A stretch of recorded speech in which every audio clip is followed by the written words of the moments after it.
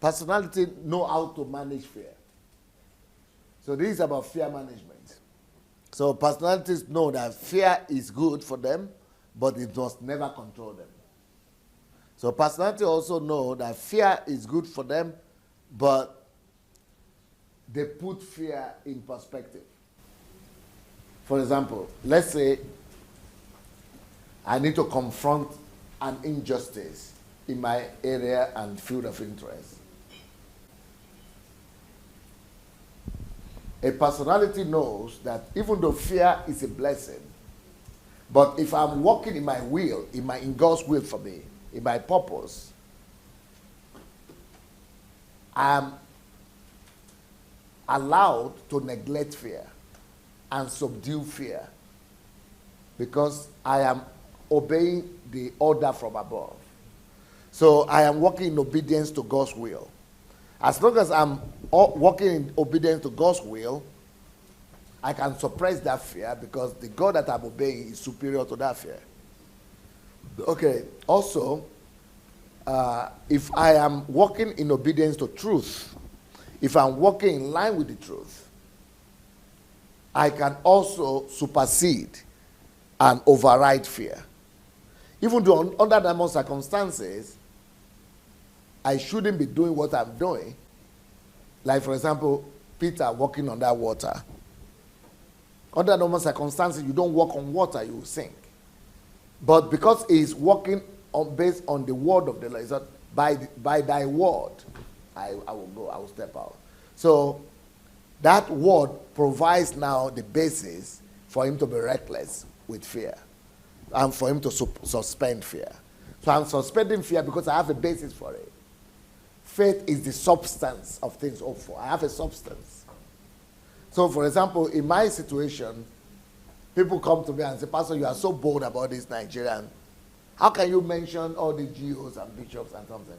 But what they don't know is that I know principles, Personalities know how principles, how life functions. So I know that I am on the side of the truth. And that anyone on the side of the truth is a majority. And if you're on the side of the truth, you're on the side of God. Under normal circumstances, if I'm not sure that I'm on the side of the truth or I'm just doing something from my own head, I will not do that. Because I'm not acting by the truth, and the truth will not defend me. So the truth, even though I know that I'm acting by the truth, but everybody else doesn't know. So everybody else is afraid. And afraid for me too. I'm thinking I'm reckless, but I know something. And because I really know that truth defends and protects me. So the truth sets you free. The truth supersedes and is superior over fear and over any instinct or over any law of nature. Truth, the will of God. Those are the things that's God. Those are the things that are superior to any, natural fear. Yeah, I don't know if you people are getting it. Okay, so because a lot of people, sometimes who are biomasses, they know the truth that God is telling them to do something, but they still walk in fear because they don't know the power of the truth. Or a lot of Christians believe God, they have faith in God, but they are still walking in fear, in some natural fear. You know why? Because they don't really know what it means to believe in God or who God is.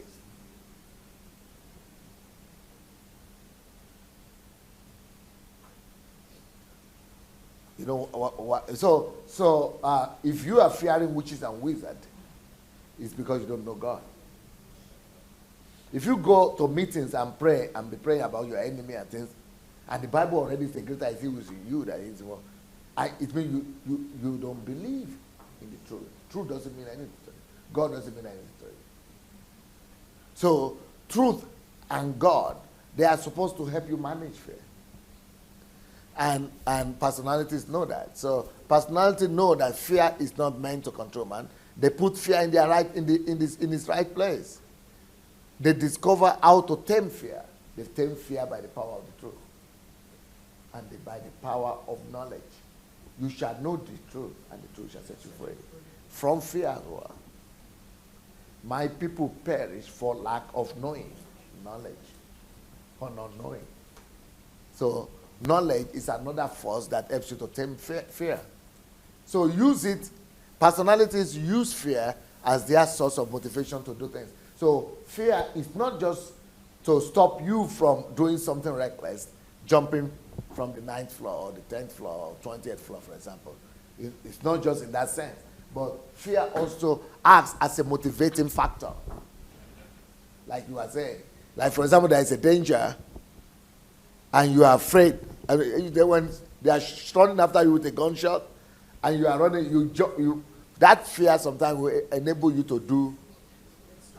That's now that is thing. So the fear of not pleasing God, the fear of failing God, the fear of disobeying God, the fear of not conquering your promised land. Sometimes those are very, very strong factors of motivation for you to be able to go beyond the ordinary and do more than you would have done in your normal logic.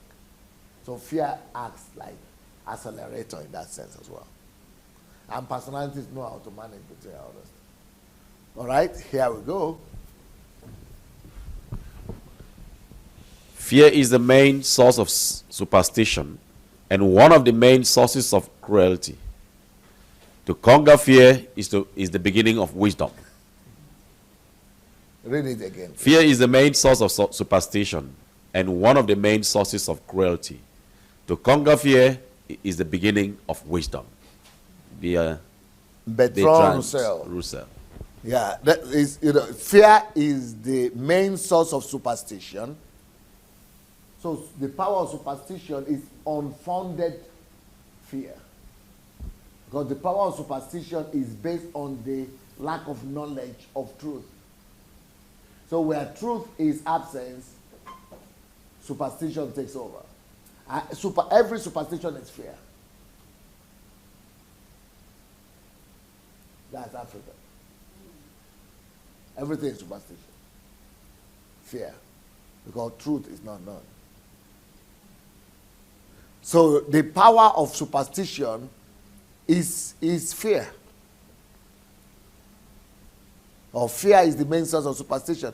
And one of the main sources of cruelty as well. A lot of the cruelty that we see is as a result of fear. Have you ever heard of jungle justice? Fear. Have you ever heard of corruption? Fear. Fear that if I don't take now, I will leave the office and I will be left with nothing. Fear. All cruelty that you see is because of fear. Have you heard of people attacking Pastor Sunday on social media? Fear, because he's going to talk about these things. If you don't destroy him now, there will be no offering. And die. Yeah. Fear. So fear leads to cruelty, makes people to be wicked.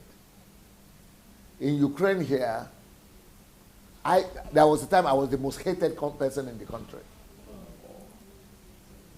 Yeah. Why? Because how can a black man come and rule the world?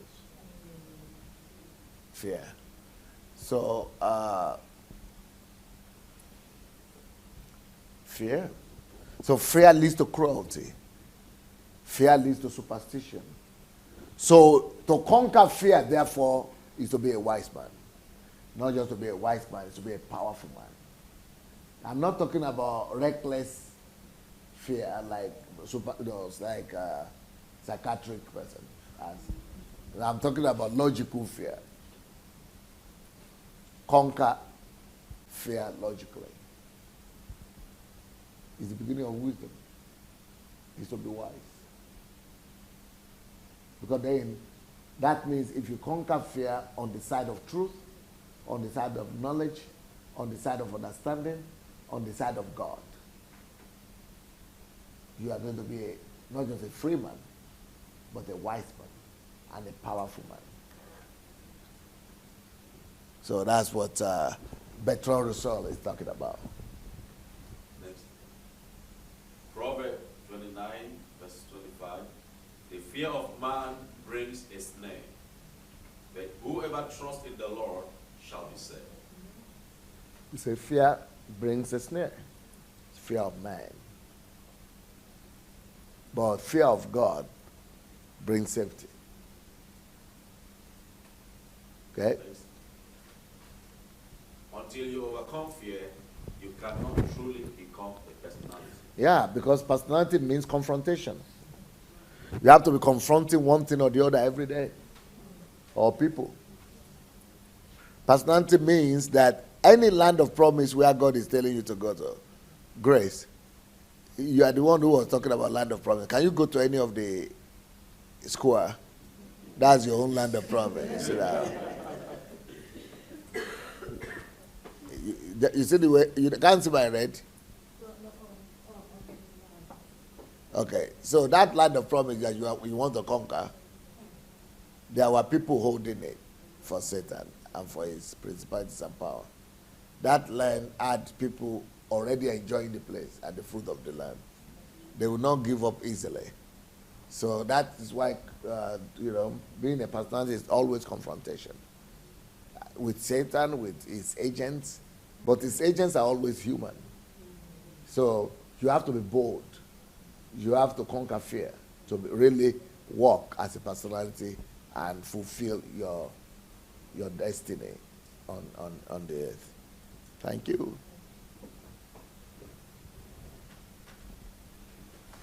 Until you overcome fear, you cannot truly become a personality. The only fear that real personalities entertain is the fear of not acting or the fear of not doing enough. And that way, fear is being converted as an instrument of push, acceleration. Because the fear of not obeying God, the fear of disapproving, disobeying God, or fail, or not doing what you are supposed to do. That helps you to maximize your potential. Okay? Most people in our world are actually afraid of stepping out, starting something, or risking a venture. You remember we were speaking yesterday about the Igbo nation? Yeah. It takes a personality to be able to address all those issues. You remember we were talking about where are the people, why are people not addressing this, that, because of this. Go ahead. Next. The only thing we have to fear is fear itself. Franklin D. Roosevelt. Because more people fail as a result of fear of not trying than as a result of failure itself. For example,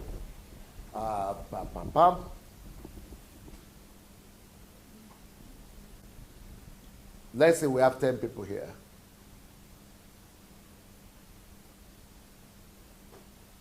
And they said, we've never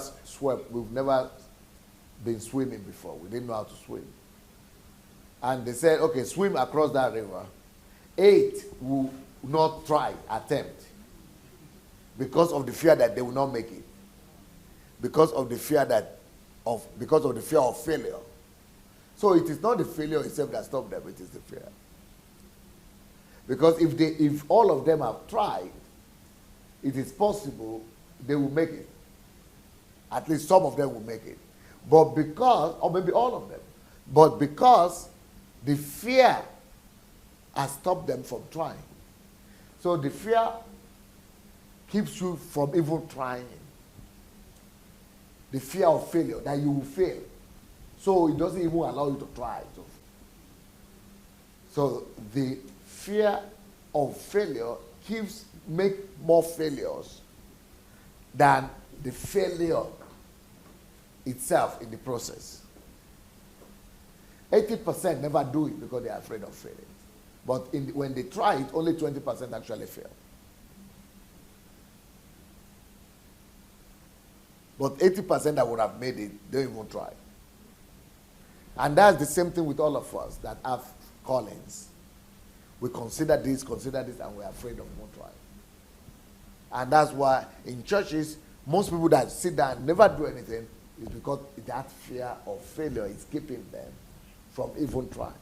And the fear of not trying is the greatest factor for 80% of things that never get done. But if they had tried, they would discover that only 20% will fail. So, but personalities know this, and they venture out. You wanted something more? Okay. Go ahead. Next. Instead of being afraid of starting something or that you might not succeed in an endeavor, it is healthier to just start anywhere. If there is anything to be afraid of, it is the fear of not venturing out, not risking, not daring. Once you overcome your fear, it is easy to leave a mark in the history of your generation. Okay, just like you, right? Come, Abby. A lot of students like him wanted to come here and be in this HMT. But they went into the internet and saw the amount it's going to cost to come and participate. And they all gave up and said, no, we are students, we cannot pay this. But he decided to venture out. And what he did is that he got on the internet and wrote me a letter all by himself.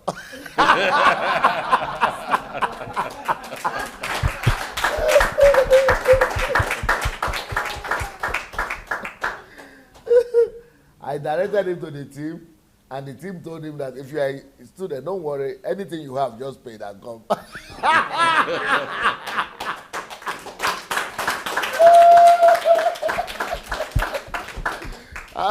So he's the only one that got here. He said, fear. I can't. I don't have. He conquered fear, and he's been blessed. Like, but some people will not even dare to to try. Yeah. Go ahead. Okay.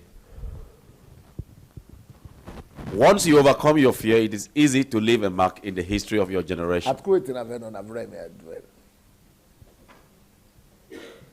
Go ahead. Next. Inaction breeds doubt and fear. That is not Dale Carnegie's photographer. That is Warren Buffett photograph. Okay, don't worry about it. We'll forget about the photograph. We'll forgive them. Inaction breeds doubt and fear. Action breeds confidence and courage. If you want to conquer fear, do not sit home and think about it. Go out and get busy. You see? Dale Carnegie. Yeah. Can you say it again? Inaction breeds doubt and fear. Action breeds confidence and courage. If you want to conquer fear, do not sit home and think about it. Go out and get busy. The best way to conquer fear is to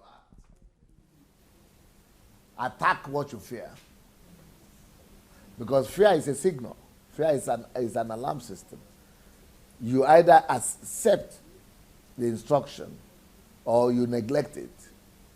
Or you even, when the alarm is ringing sometimes, you can wake up and go and do what you need to do. Because you obey the alarm because you need to. But you know what most people do when the alarm is ringing in the morning? They turn the other side of the bed.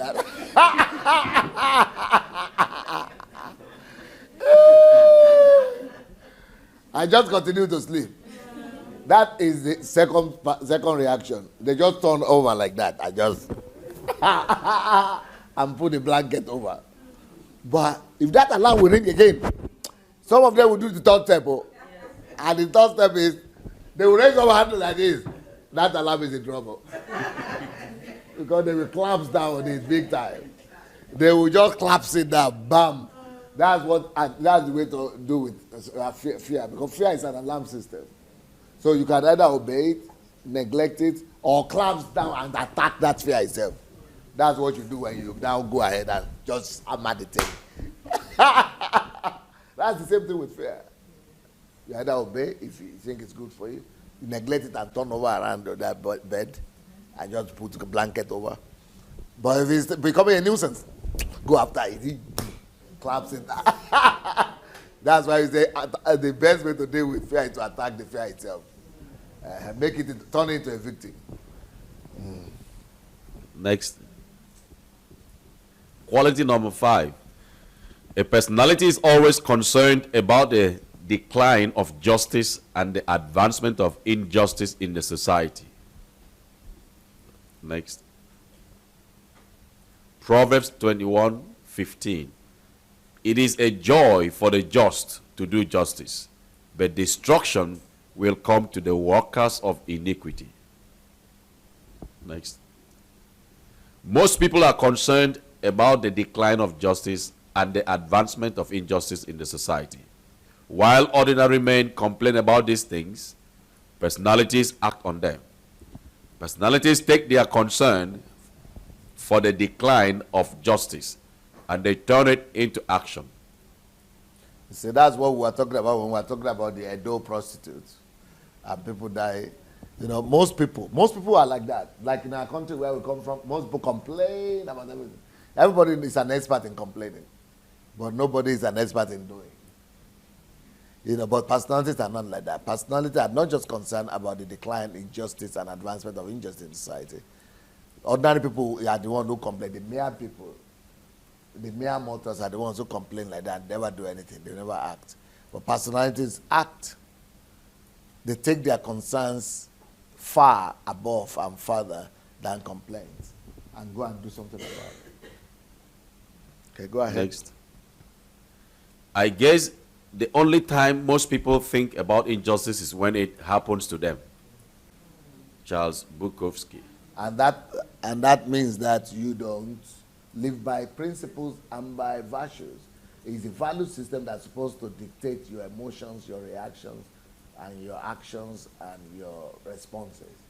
Not what happened or didn't happen. Not accidents, not feelings. If you are waiting for something to happen, then that means you are responding to an instinct or stimulus. Next.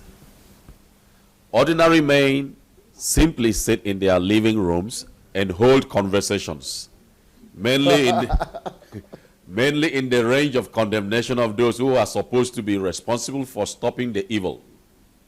Some people even go to the extent of writing columns and articles in the newspapers. Some talk on shows, on the television, but none truly steps out. Yep. Next. You know, of course, talking on shows and television is better than talking in the bedroom or in the sitting room. Next level, level by level. Then after that level, maybe there will be action. Personalities act on their beliefs. They resist injustice and they are not indifferent by any means. Next. In keeping silent about evil, in burying it so deep within us that no sign of it appears on the surface, we are implanting it, and it will rise up 1,000-fold in the future. When we neither punish nor reproach evildoers, we are not simply protecting their trivial old age, we are thereby ripping the foundations of injustice from beneath new generations. Alexander Solzhenitsyn.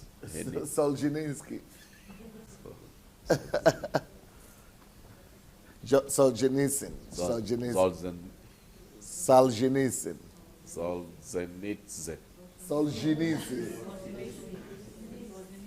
Alexander Solzhenitsyn. Alexander Solzhenitsyn.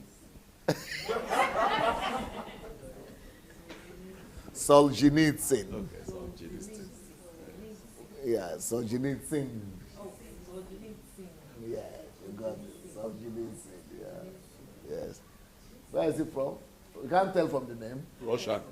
Russia now, yeah. Yeah, because it's from the far eastern part of Russia. You know, in Russia, you have different kind of people too. But this is not Russian. It's not typical Russian. Yeah. This was it. It used to be in exile.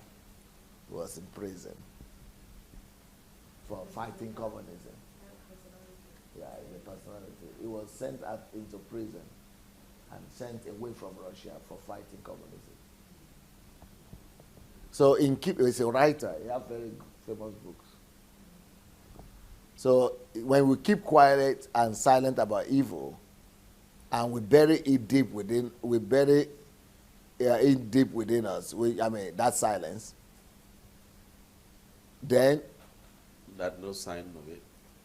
When we don't allow the sign of that fear of the truth to appear on the surface, we are planning it, and it will rise up 1,000.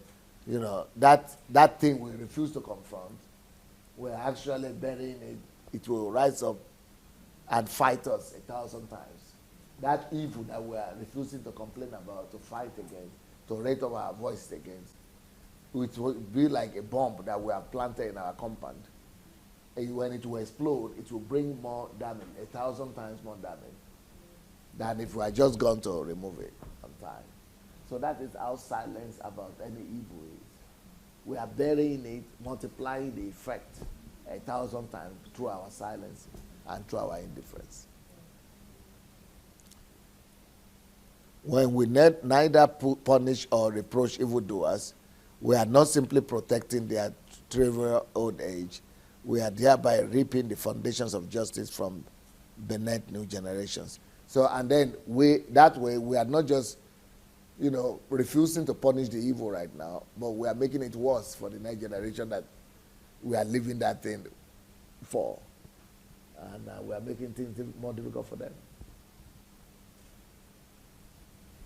Okay? Next. Questions. Is the question of injustice a major concern to you at your workplace, in your nation, in your immediate community? Do you even notice them? If yes, what are you doing about it? Are you setting up a system to establish and enforce injustice? Do you have an outreach campaign or crusade against injustice? Do you expose injustice in your nation? Do you bring to light issues of injustice?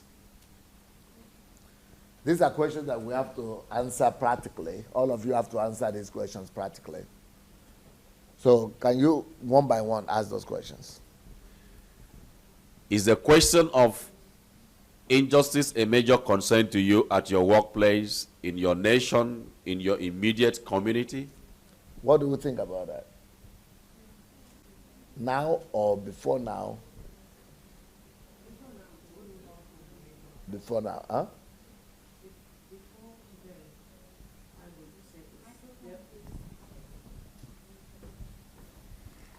Yeah, is the question, the issues of injustice, always a question of priority in your life? Or you are more particular about your personal well-being and your family's well-being? So, for example, before all of this training, and I would see these things on the news, I would see it as their problem. It would not even cross my radar to be my personal responsibility.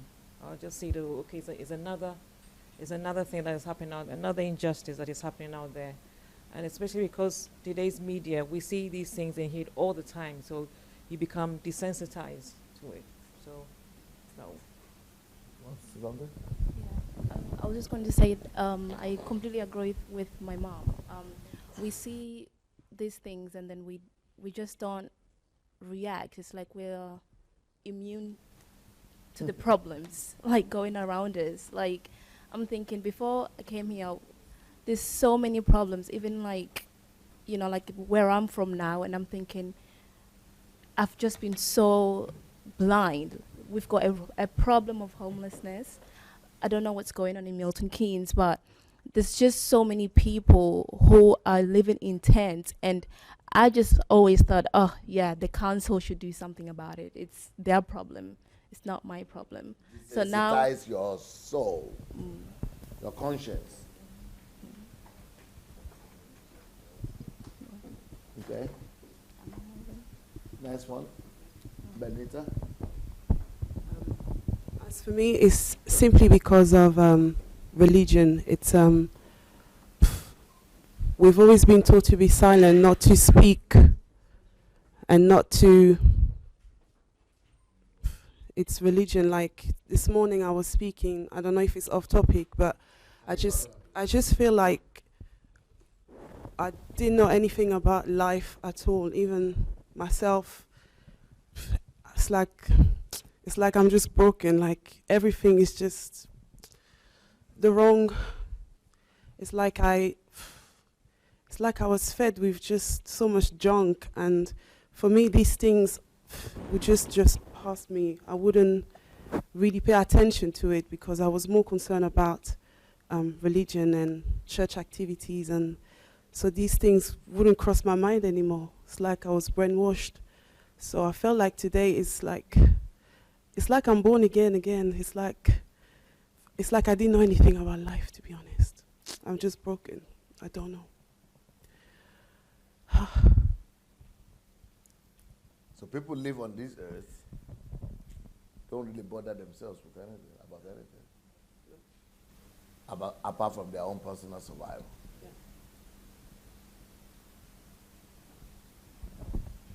And religion itself was started for this.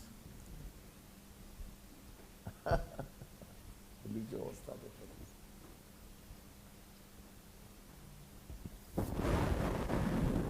this. Okay, that was number one question. Number two question. Number two question is, do you even notice them, this injustice, or lack of truth, or lack of equity, or lack of righteousness? Do you even notice them? If yes, do you respond? What do you do about them? What are you doing about those injustices that are in your area of calling, or in your community, or in your nation? Yes, please. Mrs. Ola. I personally feel frustrated. Why won't you come here? Oh. I'd like to look at that, your dress once again. I personally feel frustrated anytime that I see anything that is not right and bothers me a lot. But because I didn't know any better, all I do is just pray about it and then ask God to fix it.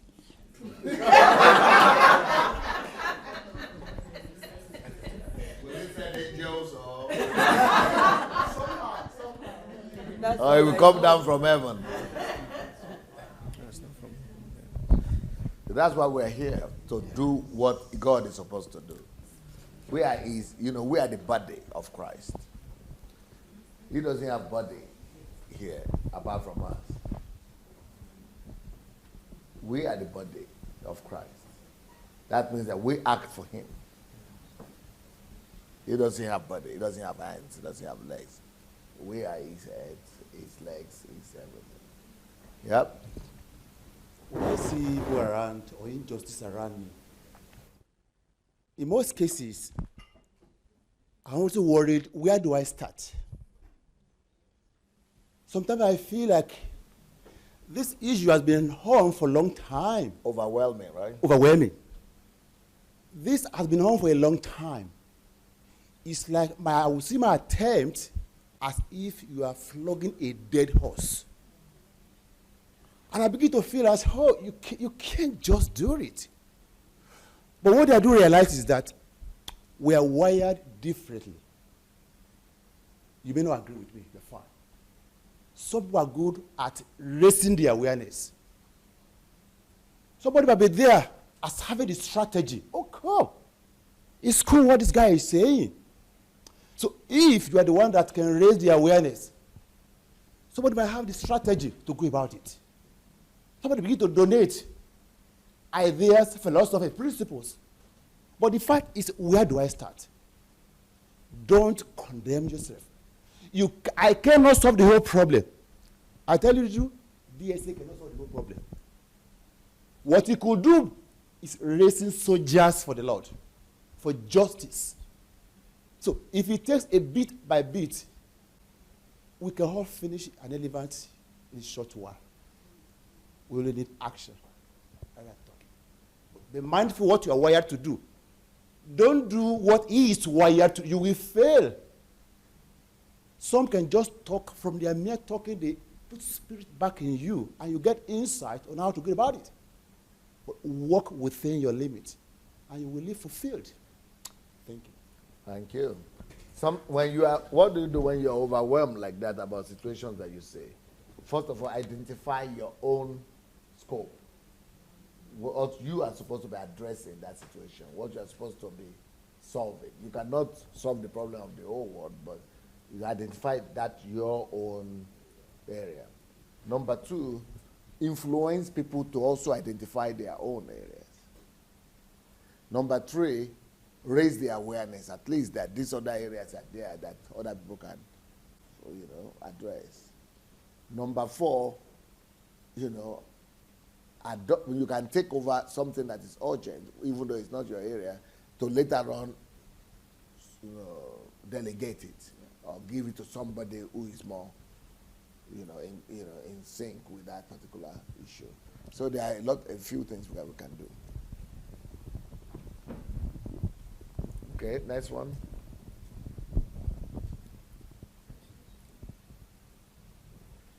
Are you setting up a system to establish and enforce justice?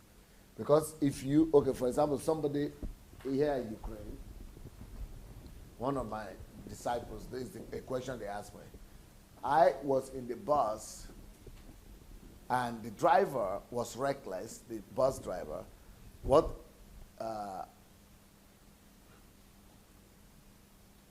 Anyway, he said he normally sees this all the time.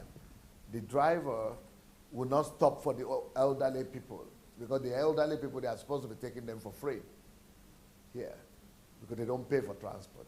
So they don't, and then they walk slowly. So they are coming slowly, and the driver just say, the bus is already full now. They just go. And they are feeling, so once I just pick a fight with the driver, with this one particular driver. And, that other people blame him and all that stuff. So that's one thing you can do. It's one thing to be a one-man army, to be fighting that driver, but then you will not be there all the time in the bus. He's working like 24 hours, but you are somewhere only one time. So instead of being a one-man army, can you put it on? Instead of being a one-man army that is just fighting injustice one at a time, why don't you set up a system? Establish a system, a movement, a pressure group, civil society, enforcement agency. Start a movement. So sit down. For example, let's say somebody said, I know my sister was raped, or a sister was raped. And so I'm pursuing justice for that. So went to the police, we reported, and it's taking 3, 4, 5 years to prosecute that person. That's just one instance.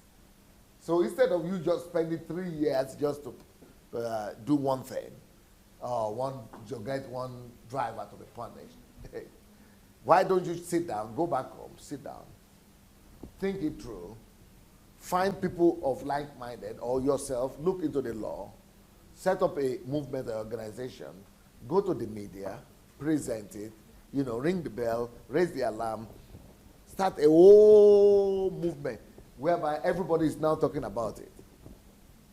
That way, you are doing a concerted effort that will be able to, address thousands of that situation at one time, rather than just, trying to be one-man army that is, okay, you've been able to address one particular issue, but there are thousands of them happening every day. But starting a movement of awareness movement is always more effective than just to say, okay, I want to feed, let's say you see kids that are hungry, and you say, okay, these are homeless kids, I can only, how many can I take? If you are going to look at that, then you are going to always be feeling disillusioned and,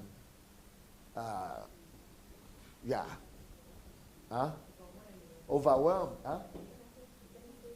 Yeah, you feel powerless and perplexed. So instead of looking at, okay, these are all the kids, what can one person do? Always know that awareness, raising the awareness and information is more powerful than you. And that awareness is even more powerful than what you could do. You might never take anybody to your house. But if you be able to just sit down and write about it, raise the alarm, and mobilize people to talk about it, you might even be doing more than taking 100 people in your home. Because if you raise an alarm and set up a system and find out the process of getting those kids, and help other people and raise the alarm and awareness that people know they have to do that, and then there are hundreds or thousands of people begin to talk about it and begin to respond, that might even be much more difficult than you taking a few to your house. I don't know if you understand. Yes. So that's what we are talking about, raising awareness, starting movements, NGOs, civil societies. That's what system means. A system is better than just a one-man effort and army. For example, right now, I'm raising these things. What am I doing? I'm not doing anything as far as I'm concerned. I have some knowledge. I sit down by the camera. I just talk. Yeah, that's what I do. But today, there is no day I will go to the internet and not see somebody repeating one or two things of the things I've said about one issue or the other. But I've moved on. For example, let's take the issue of tithe and offering. When did I do that? When did I do that? That was in June. I did that in June for a month. So I spent a whole month talking about it. That was my own time. Just raise an awareness and I moved on. People think I'm still talking about that already today. Because they are quoting me all the time. As if I'm saying but many people are still, I've done my own. And I've done. Okay, somebody is talking about people don't know their calling. They go to church, they are alive, they don't know their calling and their purpose in life. I did a series, then I wrote a book, and I move. I don't talk about purpose and calling anymore. I know that people have challenges with financial loss of money and things. I sat down, talk, wrote a book, and I moved on. People are still using those books and talking and those. You say awareness. What about if I just say, okay, now, the loss of money, I'll be going to one church after the other and be saying, don't pay tithe, don't pay tithe. How many years would that take me? Or, any other of those topics. I mean, awareness, a system, sometimes it's even more significant than anything that you ever do by yourself. You get it? Yeah. So anything that you want to do, always think about in terms of system and movement. So, for example, we started this movement against deception in the church. I don't do anything. I don't know anything about it. But somebody is doing something every day. But that's what the movement does. Now I started this movement against paganism. A lot of commotions are going on everywhere. But they don't know that I've even moved on. then, then I started this movement about demons and deliverance. They think I'm still talking about it up to now, but they don't know I've even finished it, I've moved on. I spoke about love. It's good to just start a system, put a system in play. It's how does the system work? I've already told you this week about it. It's like a locomotive, a train. The locomotive has a track, okay, trail or track, and what you only need to do, your own is to push it. Just let it begin to move. Once the locomotive is set on a motion, you go and sleep at home. You are snoring, but that locomotive that you set on track, he's making noise.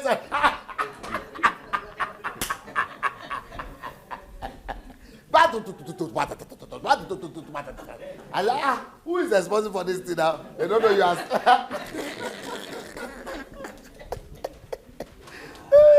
Thousands of kilometers later, you don't know you are snoring at home. Everybody is causing commotion everywhere. But you are that's how movements look like. You'll be snoring at home, but the thing you have set in motion is causing commotion everywhere. So it's not about what we're able to do by ourselves, it's what we trigger. It's what we give movement to. That's why I talk about movement.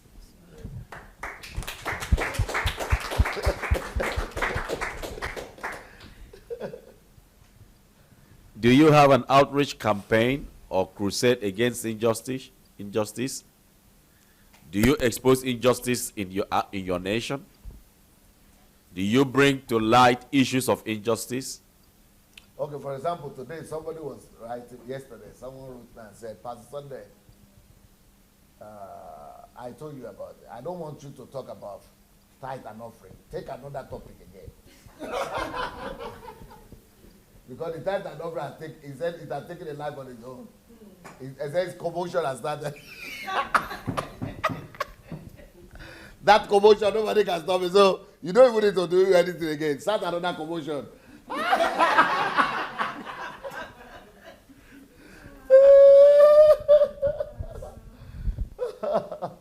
So I'm getting ready to do an interview to start another commotion over there for them. It's about what you're able to trigger. It's about what you trigger. It's not about what you sit down and, dedicating yourself to doing it all the time. No, you don't know. That's the movement. Think it through. See where you are effective. Your own movement might be articles. Your own movement might be videos. Your own movement might be sharing only. Your own movement might be organizing people. Your own movement might be anything. Just start a movement and let it just take a life on its own. It might be books. It might be anything. Okay, let's go. Okay.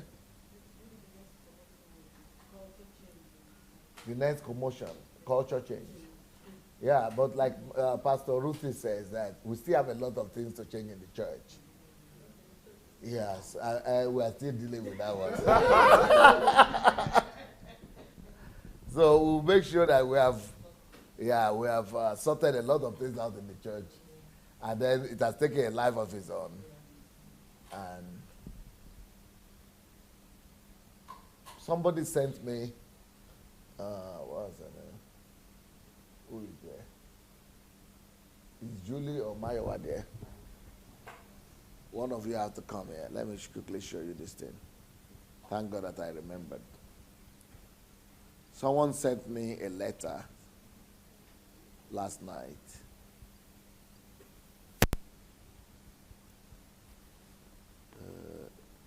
This is public page.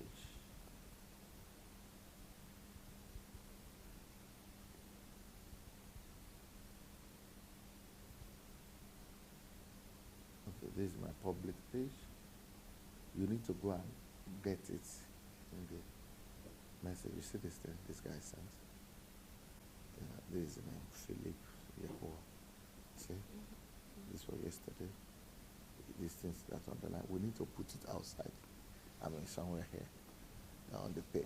So you'll be able to extract it. And when you are ready, you let me know. We can put it out. Okay. So where are we? Next slide. Personalities are men of justice. They are crusaders for righteousness and campaigners against all manners of injustice. They cannot sit down or sleep while they know of the progression of injustice around them. This is what makes us to respect them. We honor them for sacrificing their comfort for the good and well-being of others. So people think, ordinary people who are beer masses think that, no, let me just be in my own corner, my own safe corner. They think that is safer than sticking your neck out like this. But really, sticking your neck out like this is what immortalizes you. But, you know, hiding your own corner makes you a non-entity. That's why you don't remember your grandparents, because they lived to give birth to your parents, and they are forgotten now. But the ones who didn't bother about themselves and their interests, but were living for generations to come, they are the ones we are all talking about. The Shakespeares, the Isaac Newton. You know, Isaac Newton never married. He never had a child. But you remember him 100 years later, and your own grandparents 100 years ago, because they were living for mundane things. Well, people who dare to live for people and purpose, they live forever. So personalities are like that. They, you know, disregard their comfort to live for purpose, and then they are immortalized. But those ones who want to live for comfort, they are forgotten in the history. They are forgotten. Okay. Next. Injustice anywhere is a threat to justice everywhere. That's our you see, it's a personality, you see. You can tell that through the way these people talk, you can now immediately differentiate between people. You see, yeah? You see how personalities talk, and you can, I don't need to tell you again who is a personality. We just hear them, you know they are. They don't need to be Christians or Muslims, or the nature of God has arisen in them. They had worked upon themselves to develop the nature of God. So it's a personality. He doesn't care where injustice is happening. A personality. Like, what's your own problem? Address your own injustice alone. No injustice. It's a personality response. I'm not sure. So I have a question. Forgive me if you've answered it and maybe I haven't paid attention. How do these people, I think he was a Christian, but the other kind, the non-believers, how do they, because you've talked a lot about the attributes, the qualities, and so on and so forth about personalities. It's quite in-depth. So how do these people adopt these personalities? That is. How do they discover? How do they discover it, and how these qualities? Yeah, and live with, even though they may not be Christians. It really phases my imagination, honestly. To live so deeply and to be so sacrificial and, like you said, to leave their comfort zone. It really baffles me. It honestly baffles me. Especially when they are unbelievers. Especially when they're unbelievers. So what is it? Is it the training of their parents? Is it because Daddy God wired them that way? Did they have a seed of? I mean, what is the secret? Simple. What is it? Everything you read in the Bible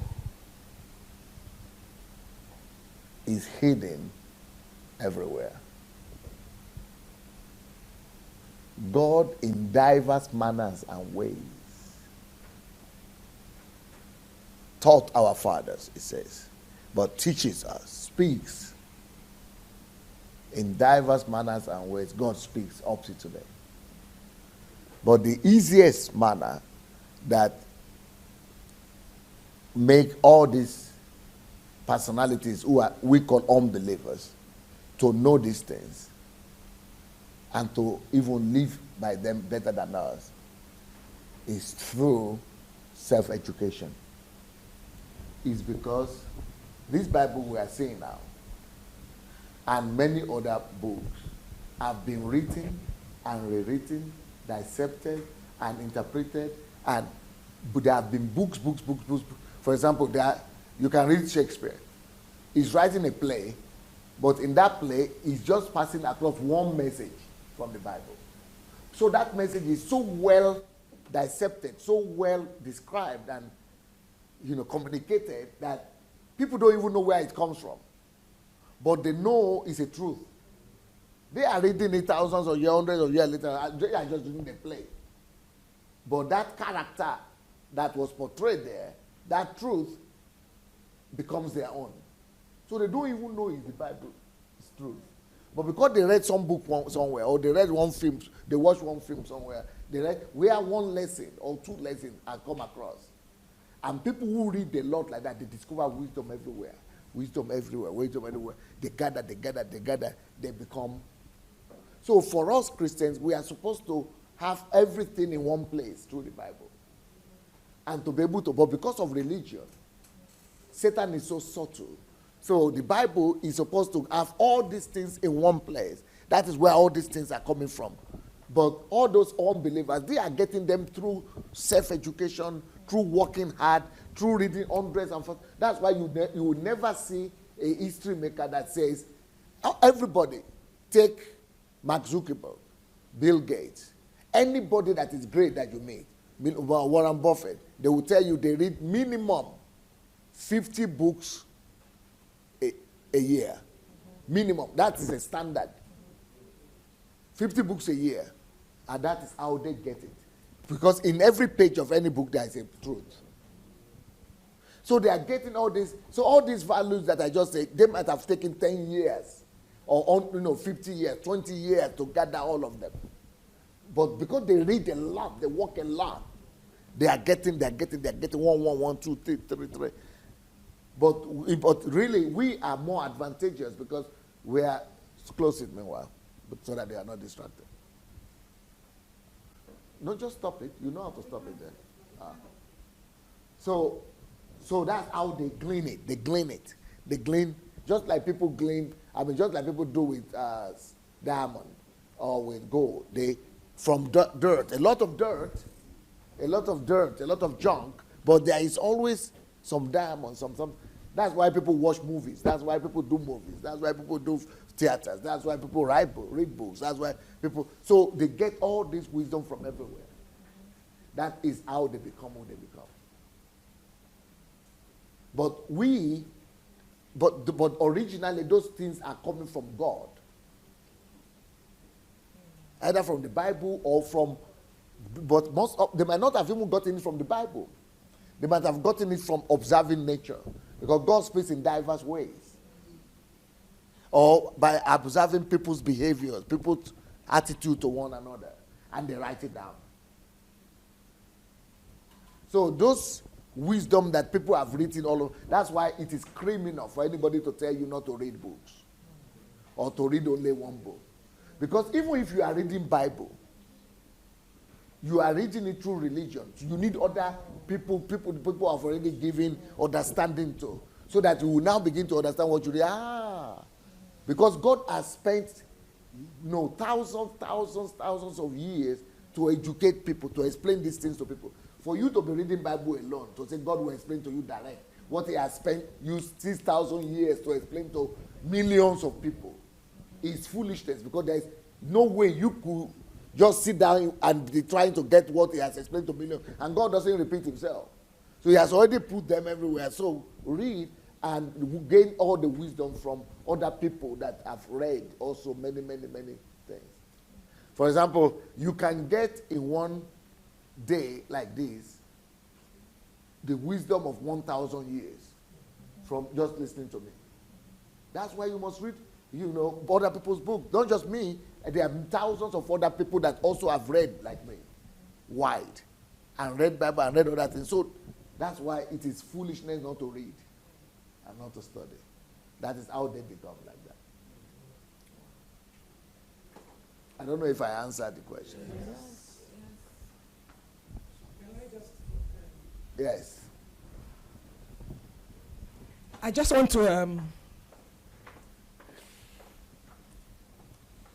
to find out or throw it out to see if there is a skill of speed reading. Of course. So that we can learn There speed is. reading. Oh, yes. So that you can read more. I used to do that here. Right. I used to teach it Right. in the HMT here. Right. But it's easy. Just go to the internet and look for a speed reading on the Google or YouTube. It is there, yeah. Thank you.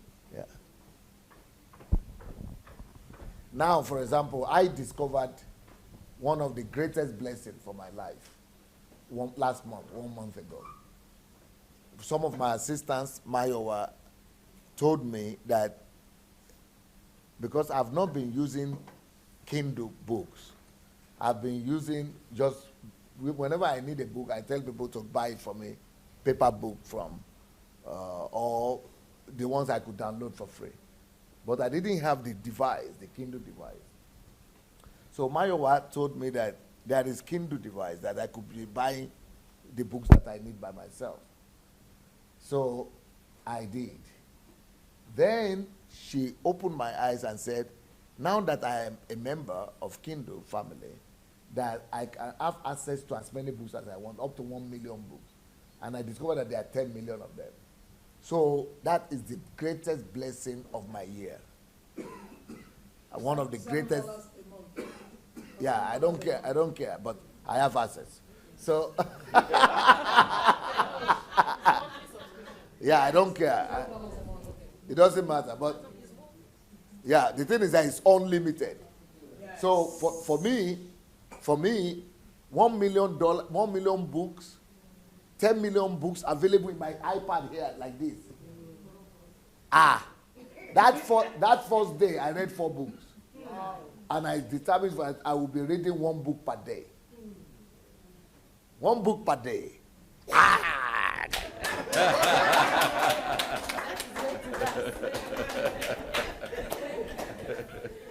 That's the greatest revelation, the greatest blessing. Because all the great men of God, not men, no, God, great men, personalities, all the personalities of the world, they read 1 book a week. But I want to do my own 1 book a day. Because I couldn't do that before, because why would I get 1 book? Million book. Nobody can have 1 million book. But now, technology. 1 million books for me.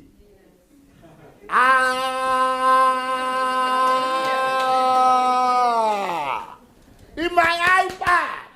I don't need to go to the library. 1 million books with me every day.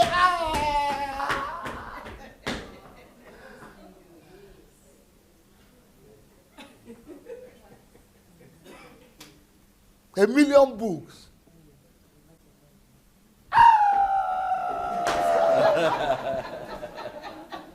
And all these books are for free. Yeah!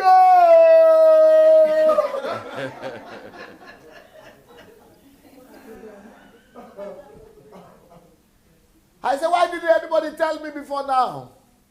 But it's never late. It's never late. I'm going to begin to cash up. 300 books a year. Me,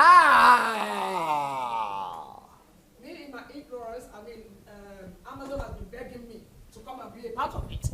And I said, $7 a month. I have to think about that. $7 is just 1 book you could buy. I know. One book is even. I know. So for the price of 1 book, you get 1 million books. I know. Every month, yeah. Every month. I am the richest man on earth now. I have Kindle. I am the blessed, the most blessed human being on earth. I would like, my greatest dream would be for me to be locked up somewhere and put me with the Kindle Amazon. Just leave me alone. I don't need to see anybody. I don't need to see anyone. I don't need to go anywhere. I don't need to go to church. I don't need to go preach. Just go and have Google Amazon. 1 million books and me alone. That is my life. That's the greatest gift you could give me. You want to give me that gift? You want to help me with that gift? There's Audible as well. There's Audible, so you can add that to your collection. Audible? Yes. Wow. You can also get 1 million like that? But I'm still enjoying the reading one. 1 million books. Here with me, portable. Hey. 1 million books for me. 1 million books for free. It doesn't have to be free. I don't care if it's free or it's not free. But 1 million books in my library. Yes. Anyone, pick any topic. Yes. 1 million books. Minimum, I must read 300 books a year. Minimum 300 books a year. Target 1 book a day. I'm the happiest of men. Happiest of all men. Happiest of all men. Happiest man. Happiest of all men. 1 million books for me. Can you believe it? 1 million books. 1 million books. Can you believe it? You can just think about it. 1 million books. Can you believe it? You can get it. Just pick it. Just get your iPad. Just press it and get it. Anyone. Just put the topic and just get it. Free. Books. OTO. Before now, I was thinking, how should I get to read 1,000 books till I die? I want to write 1,000 books before I die for myself, my own book. But I want to be able to read 10,000 books. And how will I be able to do that? But with this one now, it's possible. I'm going to now put my target out there. And I don't need to struggle, don't need to be waiting for 2 weeks for the books to come, 2 months, before we find somebody to buy it, before they carry it, before they bring it. That's what I used to do all my life. Wait for 2 weeks before they bring. Can you bring me that book? Can you do that book? Now I'm sitting in my room, in my couch, lying in my bed, just pressing the thing that the books are coming to me, my bed. Can you believe it? 1 million of them. Yes, Pastor.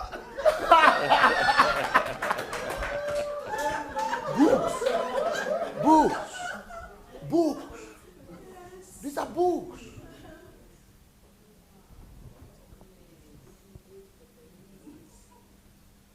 Nothing better than that. Because when you eat food, you go to the toilet and you lose it. But when you read books, you become somebody. Books. You shall know. So I can know everything and be free. My people perish because they don't know. But I can know. So I can avoid perishing. Books. 1 million of them. No. You can't believe what I'm feeling. You can't believe what I'm feeling. I prefer this than $1 million. I prefer this than $1 million. Keep your $1 million. I will give you $1 million to give me this. And I have in my house. I didn't even give anybody $1 million for it. My staff sat down in my house, just paid some chicken change, and I got it out there.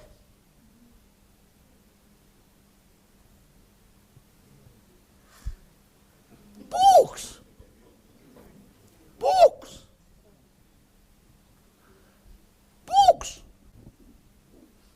Not cheeseburger.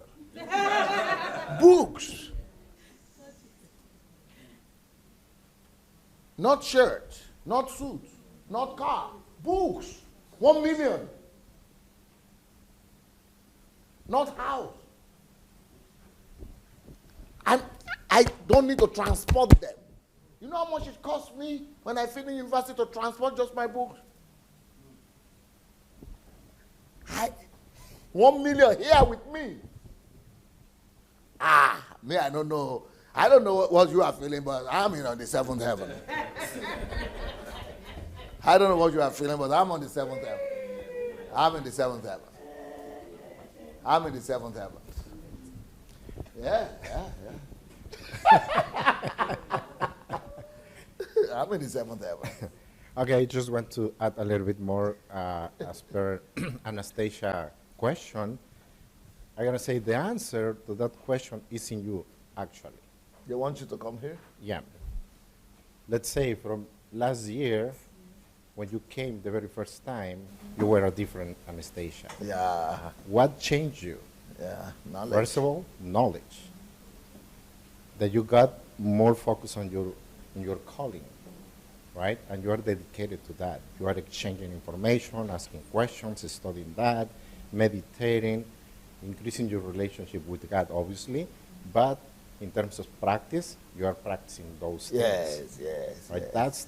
That's the answer for that. Yeah. And that's all these people now. Well, Pastor Sunday is talking about technology. Yeah. Yes, we have access to that technology, but those people, 50 years ago, 30 years ago, they didn't have it. So how they they have get to it? do so much to get books those days.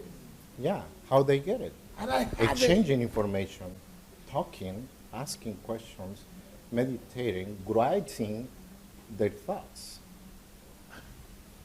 I want Julie and Mayowa to come and tell you, maybe one by one, tell you what happened to me for the first few days after they got me this technology, these Amazon books. Let them tell you what happened to me. Give the microphone. How they saw me. Okay, so when I saw Dr. Sunday with the Kindle book or with his iPad in his hand, I just saw, for me, he looked like a small boy who got the greatest gift he ever waited for. Like he was so happy. The toy, yeah? Yes, like a small boy, with so much joy on his face, and just so. How can I say, he was just covered in it. He was talking about it all the time and telling Mayowa, why didn't you tell me earlier? And we were just thinking, okay, we didn't know it was so amazing. But actually, I'm just understanding it right now even better because he made the statement of knowledge and that we perish because of lack of knowledge. And I didn't actually connect that to Kindle or to reading that much. I mean, yes, of course, you read and you gain knowledge, but wow, think about it. You pay $7.99 every month to have access to over 1 million books. And if you actually understand the principle of knowledge, you will understand that great gift that Amazon has given us actually with that subscription. So I really understand it, and I'm just thinking, wow, I feel like I want to do that. I want to invest that time and read at least a book a week or in 2 weeks maybe, because I think we really underestimate the power of knowledge and the principle of knowledge. So if you would have seen Dr. Sunday, actually the day that one day after we introduced it to him, I think, we went out, Mayowa and I, so we spent the whole day away from the house. And we had bad conscience because we were thinking, oh no, we didn't work today a lot, and Dr. Sunday's waiting, and what are we supposed to do when we come back, and we have to catch up. So when we came back, he was just saying, that was perfect. It was the perfect day for me because I was reading the whole day, and I read how many books? 4 books or something, yeah? 4 books, and we were thinking, what? So we could have spent the whole day, and it would have been the paradise for him, So it was just, you should have looked at him. He was just so fulfilled and just so happy. I mean, Maya and I were very confused. Like, we were sitting there thinking, okay, maybe next time we should plan that better. So, yeah, it was just amazing, seriously. I don't know anyone who cherishes knowledge as much as Dr. Sunday, so, yeah.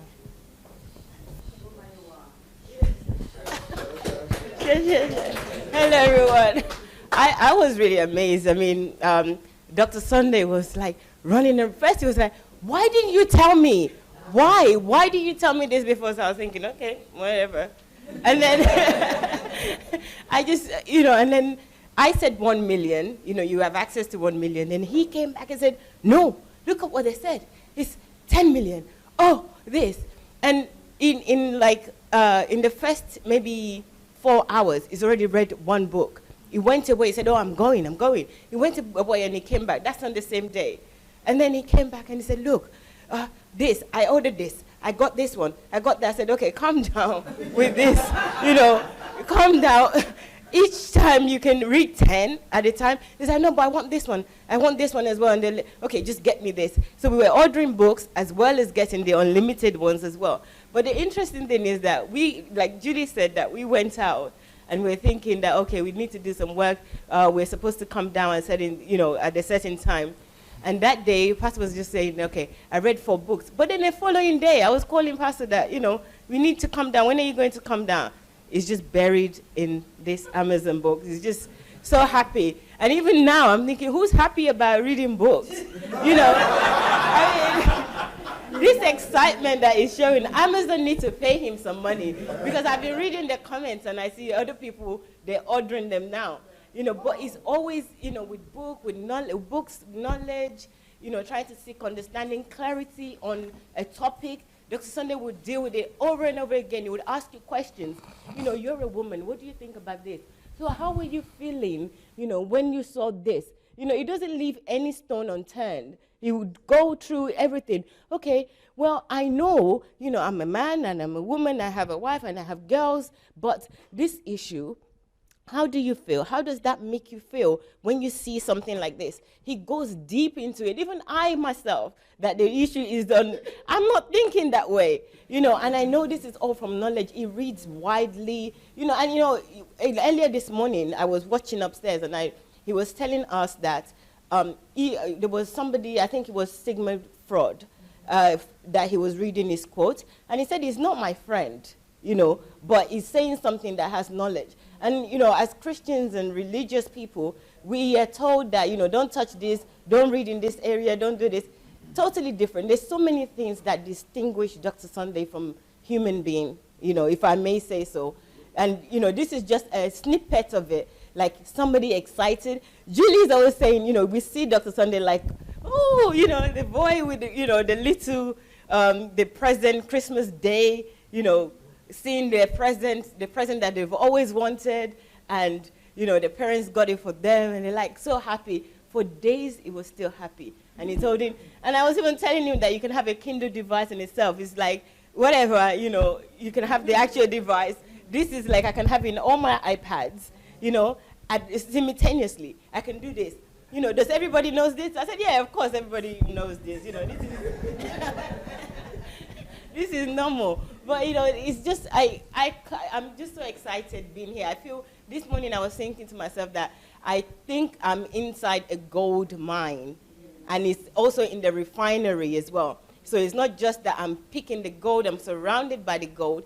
I'm being refined here as well, because the understanding, the depth, the concentration, the intensity of who he is like, it's unbelievable to even see somebody that can be like this. And this is just an example. Books, Kindle books. Who wants to read 1 book a day? I don't know. Who is excited about reading books?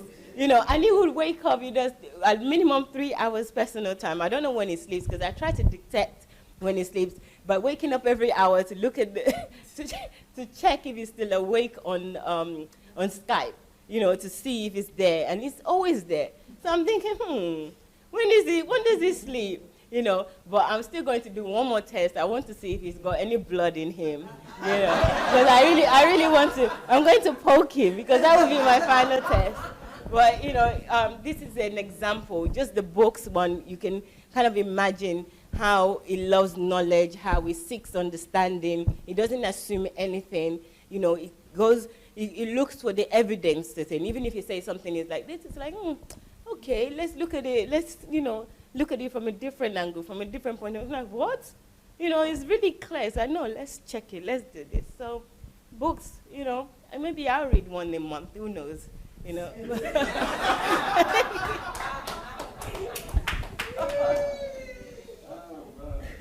Yeah, I'd like to thank God for this week. I used to be one of the ones that only read Christian books, and but when we're doing the slides, I just noticed that he's talking about others, and I don't really know. I'm not, you know. So I feel I got delivered, delivered from just being closed-minded and not being open. And I like to thank God for the life of DSA for teaching me that. I mean, I believe that changed my life on its own. And then the love for knowledge, the love for books. You know, and sometimes I'm thinking like 200 books, one man? Like, you know, so it's really challenging me to really dig in and to really read. And I believe that when we do that, our potential will not be limited. We can go places that we cannot even imagine.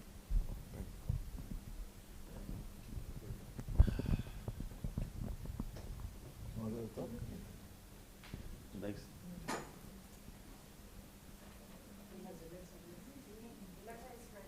Oh, okay. Okay. Okay, this the letters, the email somebody sent to me by my email as well. And what the person wrote is, do you know what the person wrote before then? His note. He wrote something before just a few paragraphs, a few sentences, or a few words. His own message. His own message. Should I read? No. She's supposed to see his message.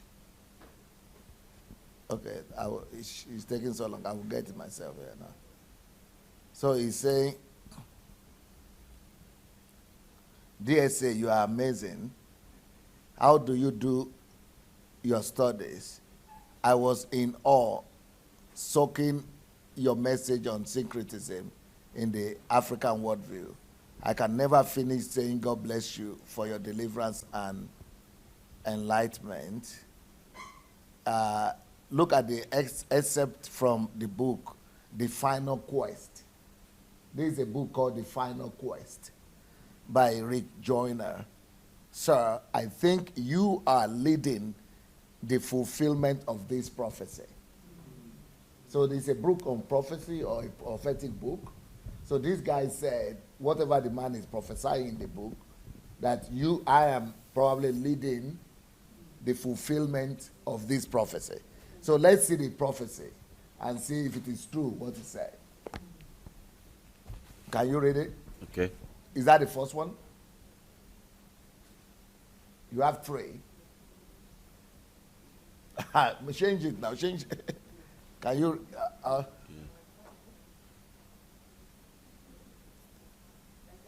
Okay. Okay. Many will do everything that they can to avoid it. No, read clearly, short, loudly. Many will do everything that they can to avoid it. This is understandable and even normal. However, compromise will never maintain What are you reading? But they have underlined something for you now. Can you see? Okay. The Lord is now preparing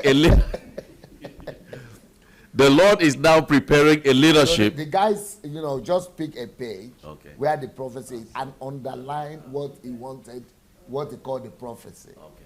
What he has underlined is what he wants us to pay attention to. Okay. Only when you are copying a page, it's difficult to you have to catch other page as well. Okay.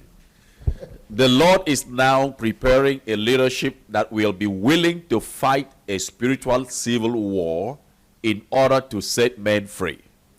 The main issue will be slavery versus freedom. He's talking about the church, the end time, the last day before Jesus comes back, that the Lord is now preparing. This was written about 20 years ago, that the Lord is preparing the new leadership in the body of Christ that will be willing to fight, but it will be like spiritual civil war. In the civil war means within your people, within the church. In order, and that war is going to be about freedom, setting the people of God free from the religious cabals and from holding people in plantation and slavery mentally. So that's what he's talking about. The main issue will be the question of, in the church, slavery or freedom. Either people will keep on being slaves, as you know, the church, through church and religion will be enslaving people, or it will be people will get freedom. So the civil war will be about giving people freedom from slavery. And I understand exactly what that means. When I read that, I know exactly what is happening, because my crusade, what I'm doing with my broadcast is actually this. Yes. It's actually setting people free from the slavery of religion and from the religious cabals and from syncretism, paganism, and all things that are holding people down. You remember we were talking about the concept of marriage, what people think about marriage culture, and all this. They are in holes. They are in prison homes. Prison. Those are the freedom we are talking about. Different things are holding people in captivity. Culture, family, church, religion, cabals. And, you know, this was prophesied years back that it's going to be like a civil war. There are going to be some leaders that are going to be raised up to set the people of God free for their destiny. Instead of them just working for, you know, for other people to, you know, serving the vision of others, setting them free from the concept that you cannot have your own vision. You can only fulfill the vision of your leader or whatever. So that is what it's talking about. So that spiritual civil war to set, liberate, just like the physical civil war set the slaves free. Now he's setting the slaves free in the church, spiritually. I got that. For me, I understand what he's talking about. Okay, next one. The church will be destroyed, but the institutions and doctrines that have men in spiritual slavery will be. No, read it again clearly, one by one.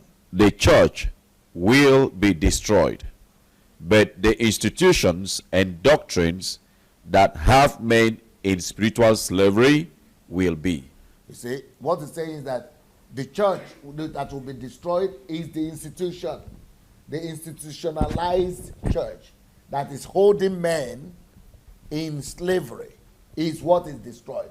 It is not the church as the body of Christ that will be destroyed, but the institutionalized church that is holding people. You know, like what people call church today is mainly the mechanism, the institution. So the institutionalized church holding people in bondage as their property will be destroyed. So, but the church will remain, but the church now will not be institutions and building anymore, but people. So the church now will be human beings, Christians, whom Christ lives in, rather than institutions or denominations of this one. So that's what it's saying.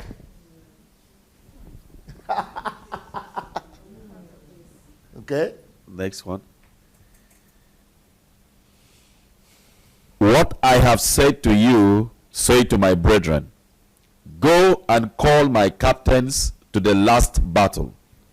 Go and defend the poor and the oppressed, the widows and the orphans. This is the commission of my captains, and it is where you will find them. That's a lot of the focus of my teachings. That's what it has been about.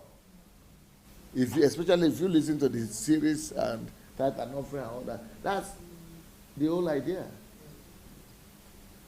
that the church should leave the four walls of the church, pulling down the walls of the church, to set Christians free to go and bring justice, truth, equity, righteousness to the disenfranchised, the orphans, the fatherless, everywhere.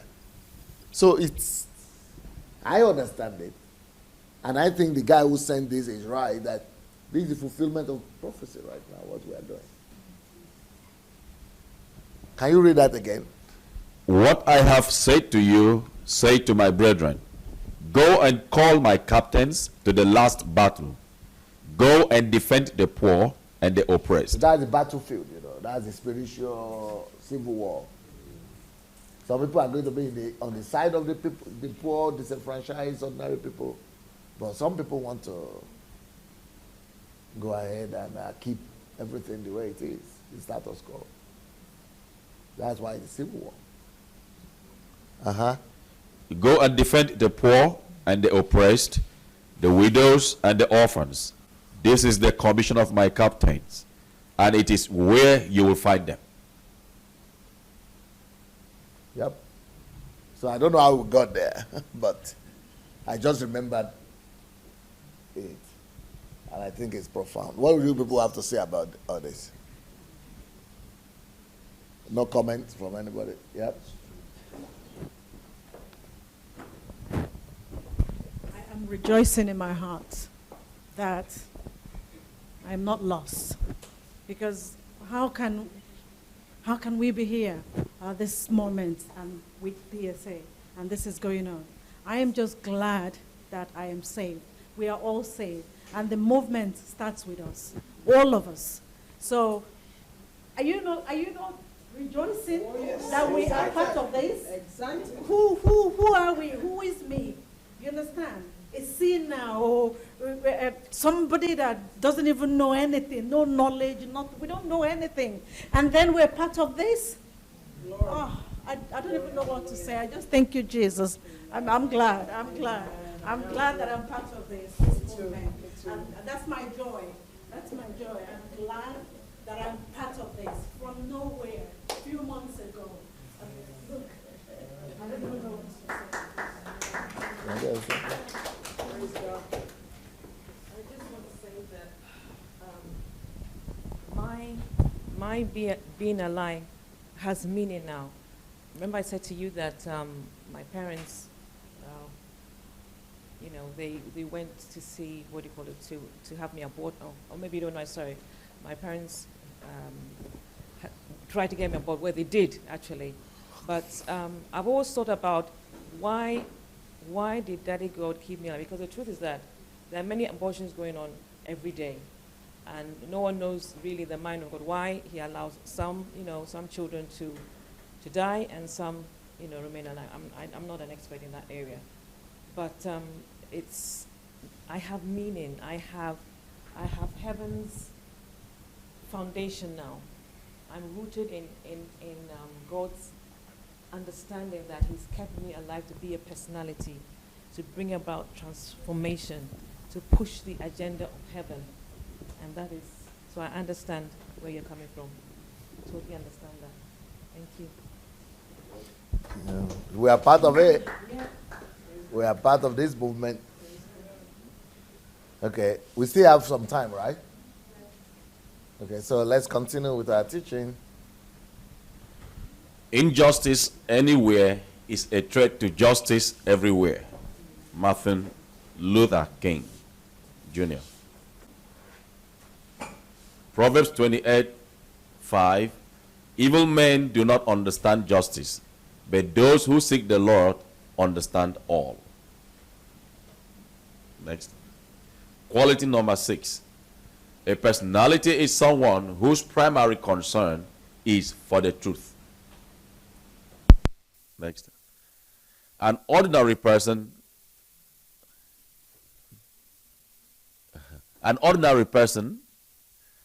to an ordinary person, truth could be circumstantial.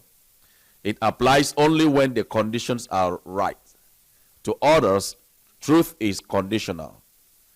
That is, truth could be applied when the conditions are right. Yet to another group of people, truth could be flexible.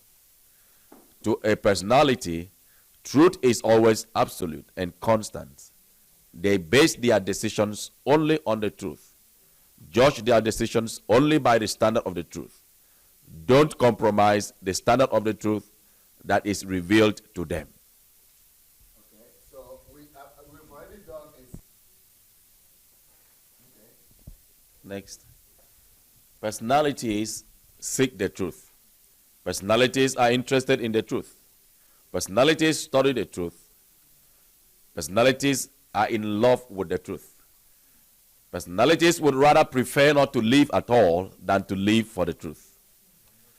Than not to live for the truth. I take it again. Personalities would rather prefer not to live at all than not to live for the truth. Personalities know that one person on the side of the truth is the majority. Personalities know that truth cannot be destroyed or extinguished. Personalities know that truth prevails all the time and lies fail all the time. Next. A lie is a lie even if everyone believes it. The truth is the truth even if no one believes it. David Stevens. That's tough, huh? A lie is a lie. Evil is Everyone believes it. The truth is the truth. Evil is Nobody believes it. Oh. So ordinary men, ordinary mortals, truth doesn't mean anything. So ordinary mortals and ordinary men, truth is just like circumstantial. It's just like a fact of events. Oh, is it true that he went there? It's not true. He didn't go. Did you hear that? It's true. It's not true. It's just like the fact of life. It's just like, did it rain today? It didn't rain. People don't know that truth is a fundamentals of life. It's a major fundamental of life. Truth is not just what you use to assess events, if it happened or it didn't happen. Truth is heavier than that. Truth is one of the weightier matters of life. Truth is one of the fundamentals and the basis upon which life itself operates. So let's say the earth and life itself is formed on or established on stones, cornerstones. You know cornerstones? Pillars. You know, when you are talking about foundation, so the corners or the cornerstones of those foundations, if there are 4 cornerstones, one of those major cornerstones of life is truth itself. Truth is at the basis of life. So truth is not just, did it go, it didn't go. Did it happen? It happened, it didn't happen. It's true. Truth is one of the fundamentals of life that everybody must not just know but embrace. Truth is one of the fundamentals of life upon which everybody's life must be based. Truth is one of the fundamentals of life upon which life that enables life to function. When truth is neglected or abandoned, life can never function the way it's meant to function. When truth is absent, life is absent. Truth is so fundamental to life itself. Truth is so integral with existence that to be void of truth is to be void of life. That's why Jesus was talking about life, and he said something. He said, I am the way, I am the truth, and I am the life. Huh?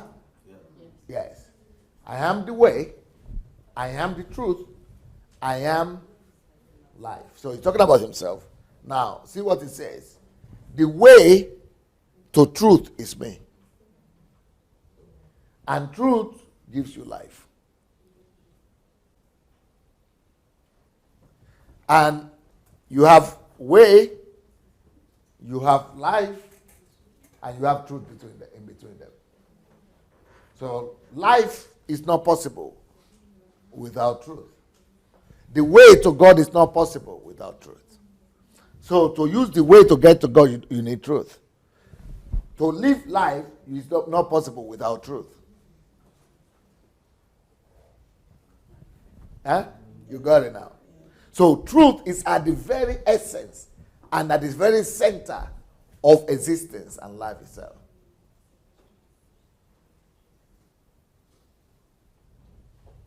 That's why it says, because the truth is at the center of life. It says, you shall know the truth. And you are set free. Because truth itself is God. That's why the way takes you to truth. Because the way takes you to God.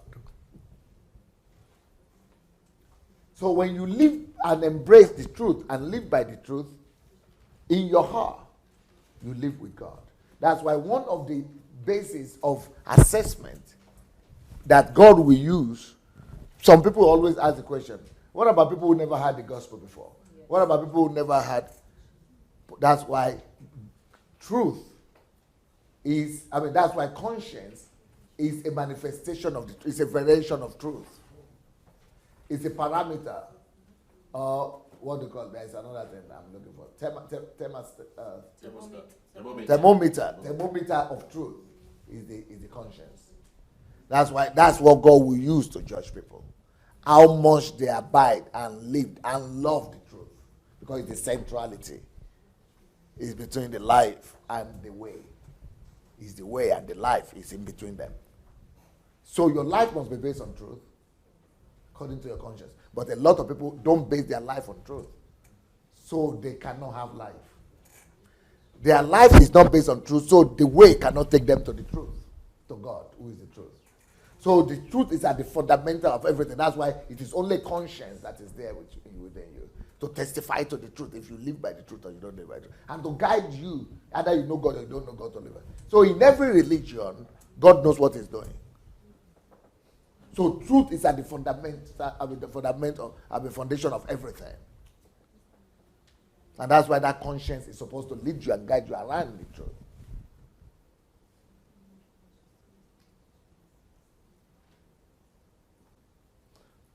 So truth is not just some, unclear word that people just talk about. And truth is the fundamental of life. So ordinary human beings. So let's talk about chair. You see this chair.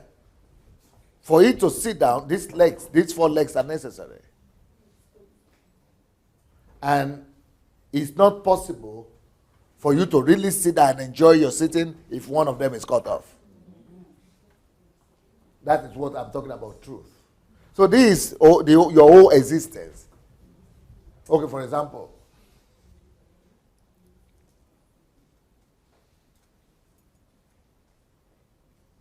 even physical world, even this house cannot be built without truth. Because, for example, if I said the architect that built this house has to use measurement and has to calculate. So the calculation is 2 plus 2. Let's say 2 plus, let's say this is 4 by 6. Yeah? That is truth. The other side also, for it to stand, has to be the same, 4 by 6. Then foundation also has to be, you have to be truthful. But if you don't follow truth, you say, this is 4 by 6 and this is 4 by 1. The house will be like this. And then you go to the foundation and you say, no, it doesn't matter. Just do anything you want. If it's not consistent with the truth, you are destroyed. The next flood that will come, or the next ear that will blow, you cannot live, but you cannot ignore truth and function on the earth. You cannot build a house. The same thing with the car. let's say you are building a car, and then the car is, you have the gear, you have the engine, and all the things have their parameters according to you must abide by the parameter of the truth that is indicated. So you now say, no, it doesn't matter. So the gear and the speed is supposed to be 200 kilometer per hour maximum, and then let's say 60 kilometer per hour is but instead of 200 kilometers, you went and put 2 million kilometers. By the time you put like this, you just whoa! You are in the space. You kill yourself. You understand. So everything has to be exactly what it is. Truth. Nothing functions but by the truth. If this computer is not established on the truth, they will give it to you and say, press this. So if you press it, it will do like this. And you press, don't do it like that, it's not according to the truth. And it will never work. Everything is based on truth in life. Science doesn't work without it. The earth doesn't function without it. Okay, for example, moon and sun will never come out without the truth. Because the truth is that when it's morning, the sun will witness to it that it's morning. When it's night, the moon will witness to it. Oh.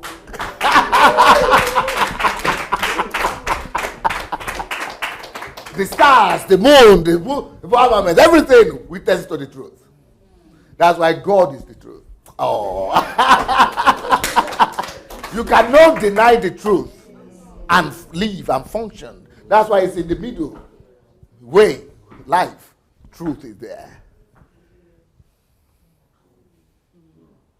So when I now did a series on the truth, and it's the least visited series, it's the least listened to series, it's the series that is most abandoned and neglected. Can you imagine what's going through my mind, what's happening to me? I know that people have been deceived, locked up in ignorance, locked up in darkness. They don't even know the role of truth. They don't even know the place of truth. They don't even know that there is nothing more important than the truth. Because the truth is the word. And the truth is light as well. And the truth is knowledge too. And the truth is wisdom. All that encompasses themselves in the truth. So, in the beginning was the word, in the world, the world. That's all truth.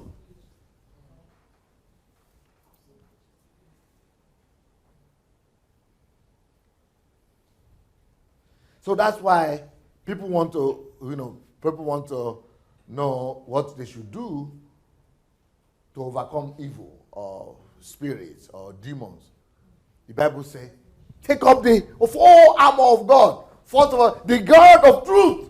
Finish. Number one weapon. If you know the truth, you are finished. You are done. What is the truth? You are seated all on high.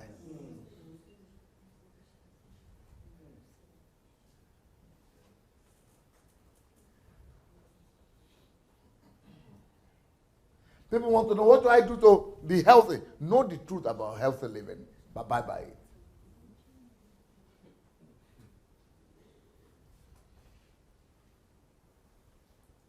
I didn't even finish that series because I noticed that the more I was preaching it, the more the number of people were reducing. So I just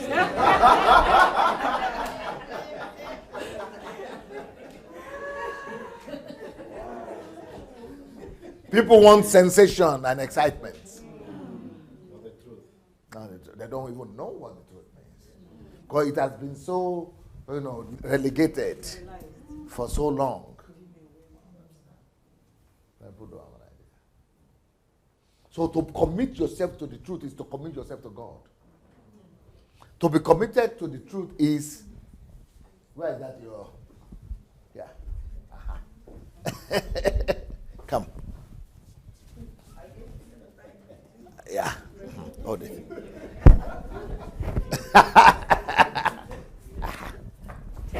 You saw the anaconda of yesterday, the cobra. To commit yourself to the truth, Yeah, no problem. To commit yourself to the truth, is to wrap yourself into it.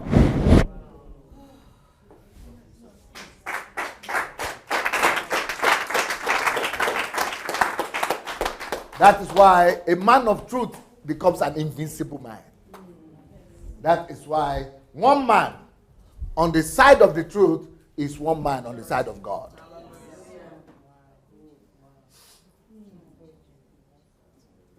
One man with truth is one man with God. So you are one man, and the whole rest of the world is 7 billion. God will neglect them, pass them 7 billion by, and stand by you who is on the side of the truth. That's what it means as one man with God is one man with truth. That's why the Bible says that those in 2 Thessalonians chapter 2, 10 to 12, it says, for they do not have the love of truth in them. And because they do not have the love of truth, God has given them to a spirit of delusion and what was zabluzhdenie? No, zabluzhdenie. Lost. Delusion is another synonym is what? Delusion, and when you say you are in error, what do you call it? No. Deception. So God has given anybody that is not in love with the truth, that does not have the love of truth, God does not just allow them to go into deception, He leads them into deception. Anybody that is not that is alive, or you are living on planet Earth, and you've not committed yourself to the truth, you've not wrapped yourself in the truth like this, God Himself allows you to believe deception and to go into delusion. Deception and delusion, you will fall into them. No matter how sincere you are, no matter how energetic you are, no matter how passionate you are, no matter how religious you are, no matter how prayerful you are, when you have not been taught to be in love with the truth and to make the truth your only love,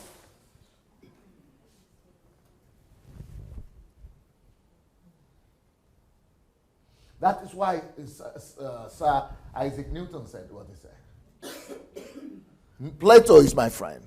Socrates is my friend. But the truth is my greatest friend. But that's talking about what? Love of truth. That's what it's talking about. So once you have, if you don't get to that place in your life, that the truth is exalted above all,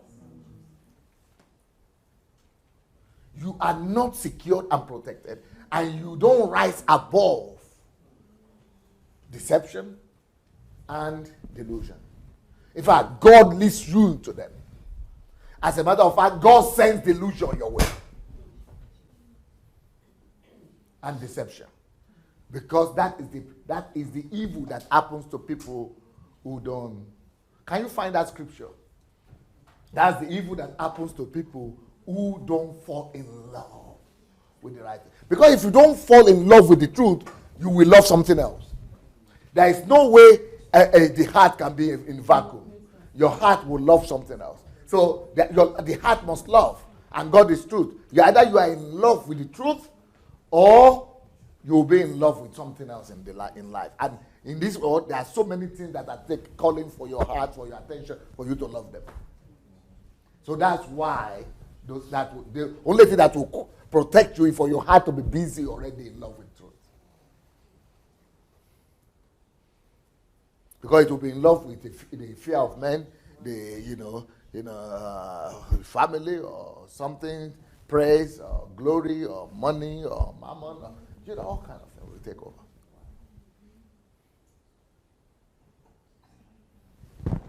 So when you wrap yourself in truth like this, you wrap yourself in God. That's why when you are on the side of truth, you are wrapped in God. That's why he says when it comes to, he said our fight is not against blood and flesh and blood, but it's against principalities, it's against all that. But how do you now overcome them? He says, stand therefore, take on the whole armor of God. Then he started listing the armor. Number one, because when you, doesn't matter the principality, doesn't matter the power, it doesn't matter the evil forces of darkness in the high places, but when you meet it with truth, all of them bow. There is no weapon that is stronger than truth.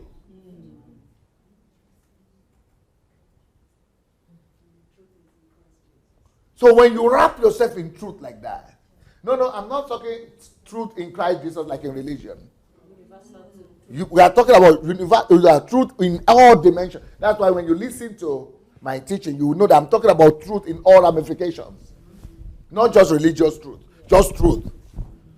Works like God in everything. Just like this building I just told you about now.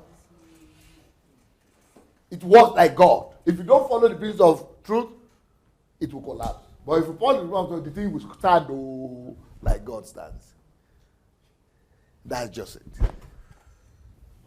Where is it? Where is that scripture? Thank you, sir. Thank you, sir. You are cold, eh? Good. Okay. 2 Thessalonians chapter 2, verse 10. Yeah, you can remove that. And with all deceivableness. What is deceivableness? What kind of interpretation is that? Old King James. No. Bring new. This.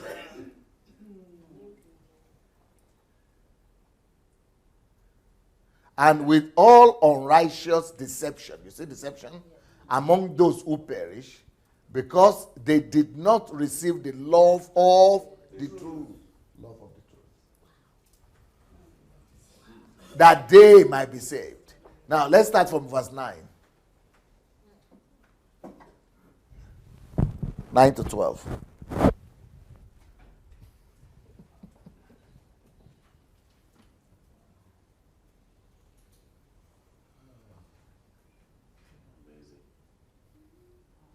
And I didn't even get to this one. I have a whole series on, love of truth, which is going to be for another month.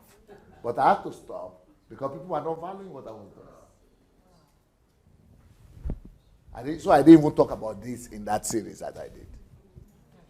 This is a whole different series on its own, about truth, the second part on truth. But I have to stop because people are not serious. They want sensation. So even him whose coming is after the working of Satan. Now, wow.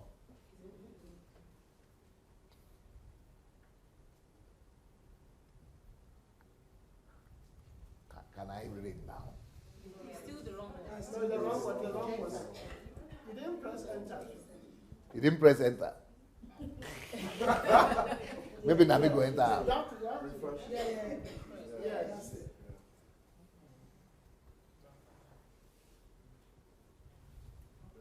Maybe I should go and help myself, so that my arm might give me my own deliverance by myself. I could become my own assistant, my own staff.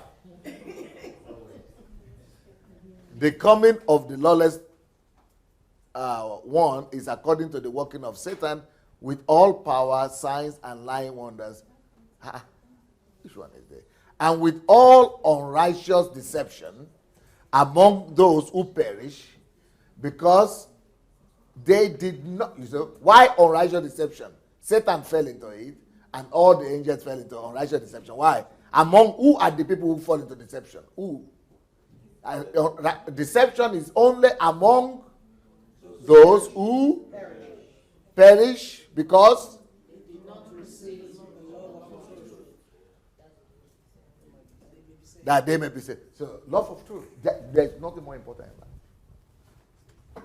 Because if you love the truth, you are saved from perishing, you are saved from deception.